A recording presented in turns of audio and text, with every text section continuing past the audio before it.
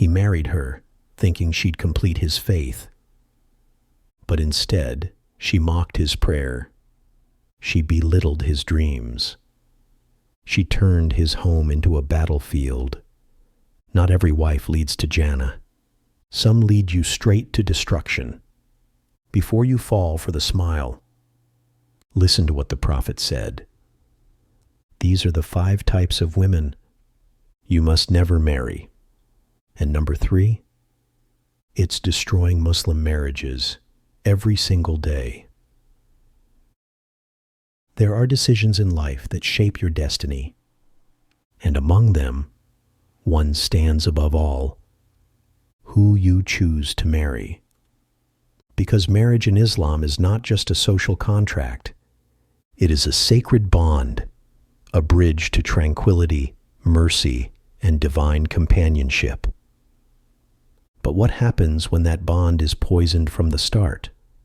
What happens when a man marries a woman whose character, beliefs, or behavior drag him away from his purpose, away from Allah? The Prophet Muhammad, peace and blessings be upon him, once warned, a woman may be married for 4 things: her wealth, her lineage, her beauty, and her religion. So choose the religious one, lest you be ruined. Sahih al-Bukhari. Today, we journey deep into the wisdom of the Qur'an, the Hadith, and the sayings of the righteous predecessors to unveil 5 types of women the believer should never marry. Not because they are inherently evil, but because the consequences of such unions can damage your faith, your soul, your legacy, and your children. And remember, this is not a condemnation of women. These traits can exist in men just as well. But this message is for the men seeking light in their home, a womb that protects faith, a heart that walks toward Allah. Let's begin. 1. The woman who has no religion. You meet her, and she's beautiful, graceful, charming. But she doesn't pray. She doesn't fast. She has no connection with the Qur'an, nor does she care to. She may not even believe in the hereafter. And yet, you think, she'll change. She'll follow me. I'll guide her. But the Prophet, peace and blessings be upon him, was clear. Do not marry women for their beauty alone, for it may ruin them. Do not marry them for their wealth alone, for it may make them arrogant. Marry them for their religiosity. Ibn Majah. A woman who has no fear of Allah will not fear betraying you. A woman who has no sense of the hereafter will live only for this world, its pleasures, its temptations, its deceptions. You will find yourself praying alone, raising your children alone, guarding your faith alone, until you feel like a stranger in your own home. Abdullah ibn Mas'ud once said, "Nothing brings peace into a household like a righteous woman, and nothing corrupts a house faster than a heedless wife." A man once approached Imam Malik and asked, "Should I marry a beautiful woman who has no deen, or a religious woman who is not attractive?"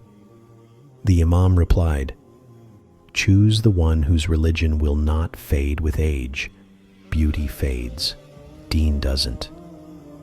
This does not mean marrying a woman with a past is haram. Islam erases what came before. But marrying a woman who rejects her obligations to Allah now, who mocks the veil, who ridicules salah, or calls your worship extremism, this is a warning sign. Look into the Qur'an. Pharaoh was among the worst tyrants to walk the earth, and yet Allah gave him a wife, Asiya, who was a believer, who made dua under his roof. My Lord, build for me near you a house in paradise, and save me from Pharaoh and his deeds. Surah At-Tahrim, verse 11. Now imagine the opposite, you, the believer, married to the one who calls Pharaoh a hero, who celebrates kufr and drowns your home in dunya. One day you will sit alone and whisper, "How did I get so far from Allah?" Marriage is not da'wah. You're not marrying her to convert her. You're marrying her to build your Jannah together. So ask yourself, can she even see Jannah? Don't let loneliness lead you to ruin. Don't let beauty blind you to belief. Don't let pity destroy your purpose.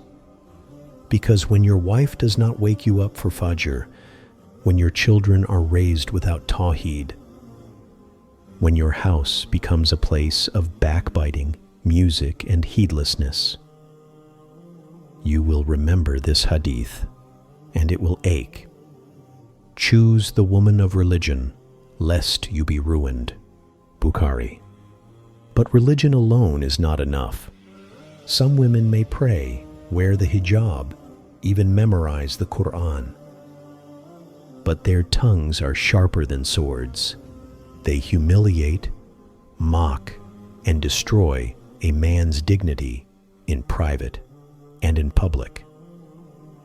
The next type of woman to avoid is one whose tongue is a weapon. 2. The woman whose tongue is a weapon.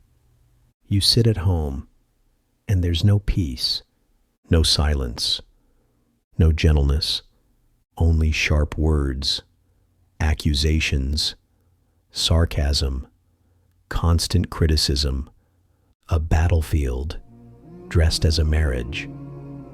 You come home tired, hoping for rest, and she says, "So? That's all you bring home? Look at other men, at least they're successful. I regret marrying you. You're not a real man. This is not a woman. This is a sword."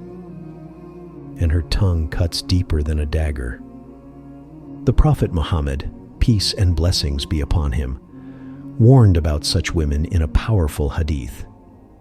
He said, "I was shown the hellfire, and I saw that the majority of its dwellers were women." They asked him, "Why, O Messenger of Allah?" He replied, "Because they were ungrateful to their husbands, and they used their tongues to harm them." Sahih al-Bukhari. It doesn't matter how outwardly religious she is. If her speech humiliates you in front of your family, if her words strip you of your manhood in front of your children, if she uses your insecurities as weapons, then what you're building is not a home, it's a war zone. Umar ibn al-Khattab, may Allah be pleased with him, once said, "A righteous wife is one whose tongue is soft and whose presence is peaceful." Even Aisha, may Allah be pleased with her, was tested in this. One day, she spoke out of jealousy about another woman the Prophet was remembering with kindness. He corrected her instantly. "O Aisha, you have said a word that, if it were mixed with the water of the sea, it would pollute it." Abu Dawud. That's how heavy a word can be. One sentence can destroy the barakah in a house. One insult can make a man wish he were in the grave. Many men today are broken, not from war, not from poverty, but from a woman's tongue, a wife who speaks with fire instead of mercy. And yet the Qur'an teaches us the opposite. "And speak to people good words." Surah Al-Baqarah, verse 83. The Prophet, peace and blessings be upon him, once said, "The best among you are those who are best to their wives, and I am the best among you to my wives." Tirmidhi. But this hadith goes both ways. A woman's true deen is reflected not in her hijab, but in how she speaks to her husband when she's angry. Brothers, if her tongue constantly humiliates, if she mocks your manhood, if she uses her words as a whip, no matter how beautiful, wealthy, or religious she appears, walk away. Because marriage is about protection, and you cannot protect your heart if she is the one stabbing it. But sometimes the danger isn't in her speech. It's in her eyes, in her desires, in the way she seeks the world like it's a throne, and you're just a servant building her palace. Let's move to the third type of woman you must never marry. 3. The woman who worships the dunya. She loves luxury. She dreams not of Jannah, but of designer bags. Her heart is not drawn to the Qur'an, but to shopping carts. She doesn't ask about your deen. She asks about your income. You propose. And her first question isn't, "What kind of man are you with Allah?" but rather, "What kind of car do you drive?" She doesn't care about your prayer. She wants to know your paycheck. She doesn't ask how often you fast. She asks how many digits are in your bank account. This is the woman who worships the dunya. And if you marry her, she will turn your life into a chase, a race, a competition with the world. And you will lose yourself trying to please her. The Prophet, peace and blessings be upon him, once said, "Every nation has a trial, and the trial of my nation is in wealth." Tirmidhi. When your wife's heart is addicted to material things, she will never be content. No matter what you give her, she will want more. And if you can't provide it, she will belittle you. She may even betray you for someone who can. The Qur'an describes people like this in terrifying clarity. Beautified for people is the love of that which they desire: women, children, heaps of gold and silver, branded horses, and land. That is the enjoyment of worldly life. But with Allah is the best return. Surah Al-Imran, verse 14. This type of woman measures your worth by your wealth. And when hardship hits, and it will, she won't hold your hand. She'll walk away because her loyalty was never to you. It was to the lifestyle. An Arab poet once said, "If you have wealth, you are someone. If not, you are no one. Even your relatives will forget you if your pocket is empty." A man once told Imam al-Ghazali, "I want to marry this woman, but she says she won't marry me unless I can maintain her standard of living." The Imam replied, "Then let her marry the dunya she loves, but you marry the woman who loves the akhirah." You see, there is a difference between a woman who appreciates blessings and one who is enslaved by them. There is nothing wrong with wanting comfort, beauty, and nice things. But when her heart beats only for this world, there is no room left for you or for Allah. The Prophet, peace and blessings be upon him, lived in simplicity. Sometimes no fire was lit in his house for days. He and Aisha, may Allah be pleased with her, lived on water and dates, and yet they were the happiest souls on earth. So beware. If her Instagram is full of fashion, if her mind is full of comparisons, if her soul is hungry for fame and fortune, she will not build your home. She will auction it to the world. But what if the danger is not in what she loves, but in what she believes?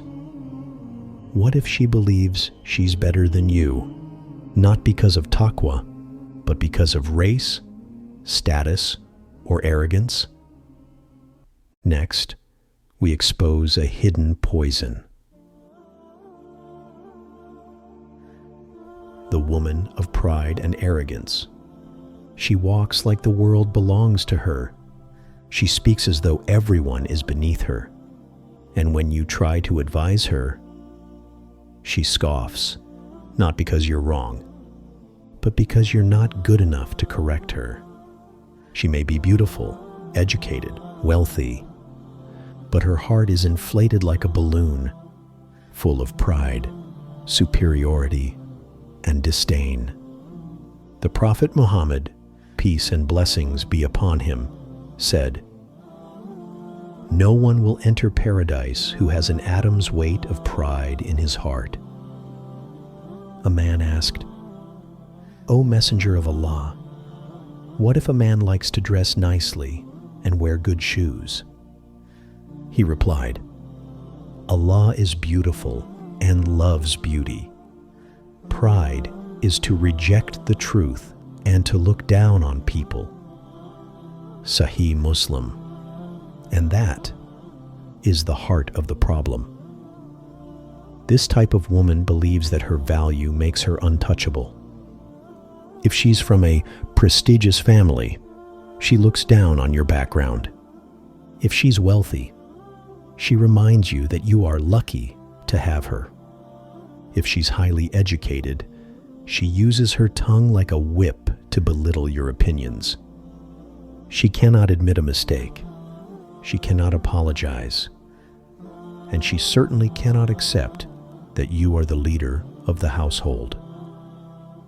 The Qur'an warns us again and again, "Do not walk upon the earth exultantly. Indeed, you will never tear the earth apart, and you will never reach the mountains in height." Surah Al-Isra, verse 37. Salama, one of the wives of the Prophet, was known for her wisdom, but she was also humble. Once she asked a question in private about revelation, and Allah revealed verses in response. Yet never once did she use this to elevate herself over others. Contrast this to the woman of arrogance. She will say things like, "You should be grateful I even considered you. My father was right. You're not on my level. Without me, you are nothing." This is not partnership. This is not love. This is slavery. And you will become her servant, not her protector. Imam al-Shafi'i said, "I never debated with an arrogant person except that I left humiliated, no matter how right I was." Now imagine debating with her every single day, over dinner, over finances, over how to raise your children. Her pride becomes your prison. A man once came to Umar ibn al-Khattab, may Allah be pleased with him, complaining about his wife's arrogance. Umar responded not with harshness, but with wisdom. He said, "Endure your wife's faults, for she endures much from you." But even Umar knew there's a difference between patience and humiliation. If a woman's pride leads her to humiliate, mock, and reject everything you stand for, it is not noble to stay. It is dangerous, for pride was the sin of Iblis. He refused to bow to Adam, saying, "I am better than him. You created me from fire, and him from clay." Surah Al-A'raf, verse 12. And that same disease still lives in some hearts today. But there is one final danger, more subtle, more spiritual. It's not about her speech, nor her wealth, nor her pride. It's about her loyalty, not to you, but to others who whisper in her ear. Let's end this journey with the fifth type of woman, the one who is a slave to others. You think you've married a woman, but soon you realize You've married her friends, her followers, her mother's voice, her phone. Everything you say is judged by someone else's opinion. Every decision you make is questioned by unseen advisors. You become the husband who's always wrong. Not because your actions are wrong, but because someone else thinks so. This woman is not your partner. She's a puppet, and her strings are pulled by the world. The Prophet, peace and blessings be upon him, once said, "Whoever seeks the pleasure of Allah at the risk of displeasing people, Allah will be pleased with him and will make the people pleased with him. But whoever seeks the pleasure of people at the risk of displeasing Allah, Allah will be displeased with him and will make the people displeased with him too." Ibn Hibban. Now reflect. What happens when your wife lives only to please her friends, to follow trends, to get likes and approval online, to obey her mother, even in disobeying her husband? One of the great Tabi'in said, "A woman who consults everyone but her husband has no barakah in her marriage.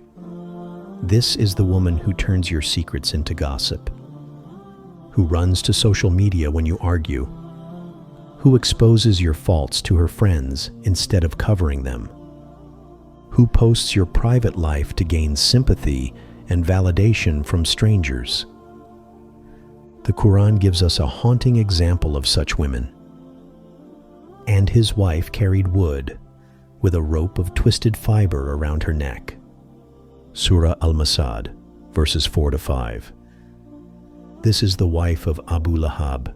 She did not strike the Prophet physically, but she spread his secrets, gossiped, backbit, slandered, and she was cursed by name in the Qur'an itself. Many marriages today collapse not because of financial problems, not because of infidelity, but because of interference. When the wife listens to her friends more than her husband, when she fears public shame more than divine judgment, when she values people's comments more than Allah's command, then your home is not a sanctuary, it's a stage. Imam al-Dhahabi wrote, "A righteous woman is one who protects her husband's secrets, honors his trust, and guards her tongue. But the slave to others does none of that. She reports your faults, mocks your leadership, uses every argument to prove that you're less than other men.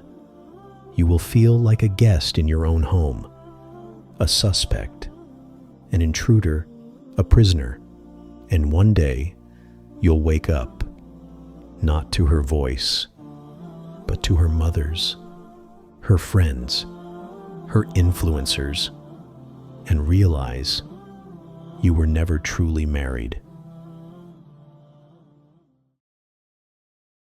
Now listen carefully, my brother. This message isn't meant to plant fear, but to awaken wisdom. Do not choose a wife with your eyes.